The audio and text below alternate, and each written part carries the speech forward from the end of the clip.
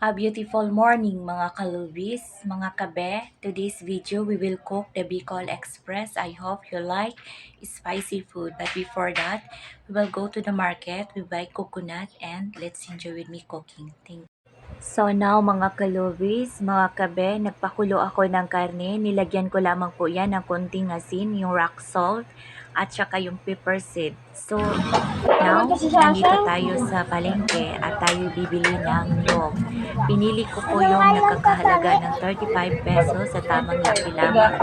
At isang piga lamang be ang kailangan natin para... So, antayin lang muna natin matapos be ang ating niyog na maipiga nila kasi nakapila rin. Maraming namimili dito sa market.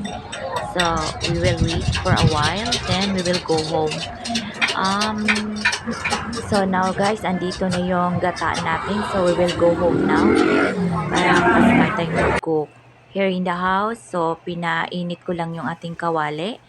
I put a little oil para lang po panggisa sa ating garlic. Okay, now we will put our garlic. Guys, make the garlic into golden brown kasi masarap talaga pag yung garlic natin is magiging brown. Okay, then it's now turning to a golden brown. So, we will put the ginger. Yung ginger natin, guys, hindi ko na lang siya binalatan kasi yung ginger kasi is like mura lang siya. And then, yun, dinikdik ko na lang. So, now, so, igisa lang muna natin ang ating ginger. And later on, i-add natin ang ating white onion. Guys, I prefer to use the white onion kasi parang mas masarap yung white onion doon sa gata. So, here na, lagay lang muna natin at isote natin ang ating white onions. Okay. Okay, saute lang muna natin ang ating white onions. Onion, okay.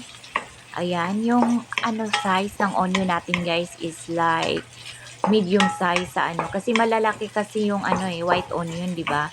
So I prefer the medium size. Yung tama lang ang laki niya kasi yung karne natin is hindi naman karamihan. So now I will put the green and the red chili. Chiling maanghang talaga siya guys, yung mahaba at saka yung pula, labuyo. So ito yung talaga yung nagdadala ng bida, yung anghang pag sinasabing Bicol Express. Okay, now haluin lang natin siya at i-add na natin ngayon ang ating caravan sauce. Guys, I prefer to use the caravan sauce to mix in the Bicol Express kasi ang caravan sauce kasi guys, pag niluto sa gata, it's very delicious. So, naisip ko na mas maigi siya ihalo dito sa ating Bicol Express. So now, hinalo ko na yung ating pinakuluang meat kanina. Yung before tayo umalis, going to the market by the coconut milk, yung gata. So, ito na siya. Malambot na yung ating meat. At saka may timpla na yun kaninang konting asin at saka yung pepper seed na pinakulo natin. Okay. Now, we will put the 1 cup of water. Lagyan natin siya ng 1 cup of water para lang maluto ang ating nilagay na caravan sauce. So, I add also a pepper powder to add the taste. And also, nilagyan ko rin siya ng broth cube. Yung pork broth cube to add the taste. Masarap yan siya guys kasi yung, di ba pinakuluan natin yung meat. So, medyo yung lasa ng meat natin is napunta doon sa water. So, nilagyan ko lang siya ng broth cube to add the taste. I hope you love spicy food mga kalobis kasi dito sa house, mostly talaga kami, since wala namang baby dito, so mahilig kami sa spicy food. So, I add now a 1 tablespoon of fish sauce, yung patis. Nilagyan ko lang po siya ng 1 tablespoon to add the taste. Ayan po. And then, the final is, ilagay na natin ang ating pure gata. Yung pure na coconut milk na pinapiga natin doon sa market kanina. As you can see guys, eto na siya.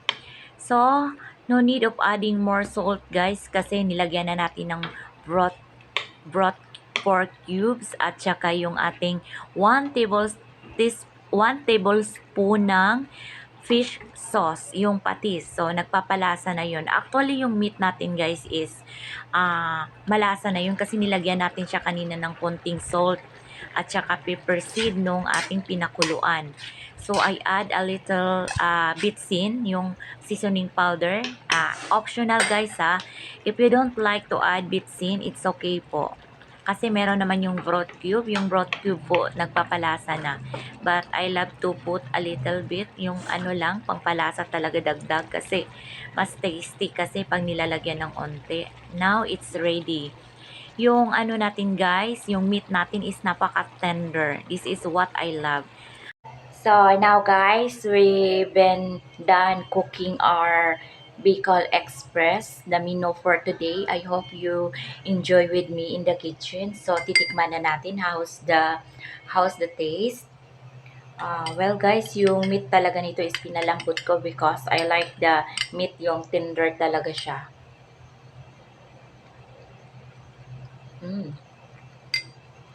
Perfect. You can try to cook it in the house. Kung sinong gustong mag-try, it's very masarap. If you like the spicy foods. Pero yung mga babies nyo, pag gusto din ng spicy, you can cook. But kung hindi naman, then you can do it without the chili. Okay, I hope you enjoy my cooking. Thank you so much for watching. Until we see each other in my next video. Thank you and happy Sunday. Bye-bye.